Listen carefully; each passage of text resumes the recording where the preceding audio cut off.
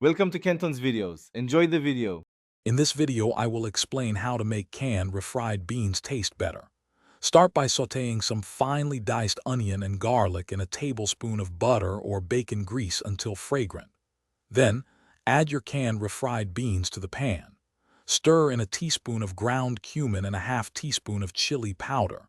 This simple step instantly elevates the flavor profile, moving them beyond their basic canned taste. Cook for a few minutes, stirring occasionally to let the flavors meld. To further enhance the taste, consider adding a quarter cup of chicken or vegetable broth to the beans while they simmer. This not only adds moisture but also a savory depth.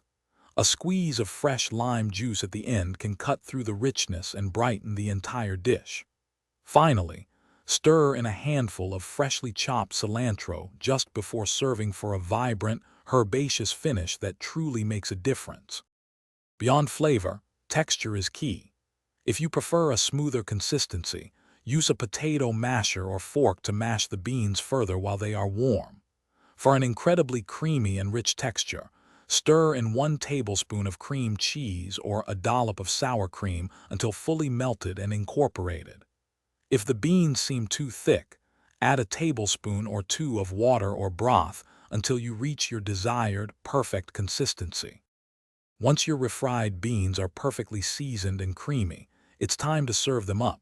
They make an excellent side for tacos, burritos, or even as a hearty dip with tortilla chips.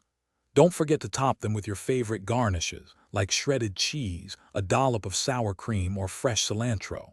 And speaking of quality, life's too short for cheap socks. For ultimate comfort and durability, check out Darn Tough Socks with a lifetime warranty. You can find a link to those, plus other great deals, in the description below. Enjoy your delicious, homemade tasting refried beans. Thanks for watching. Consider subscribing if we helped you.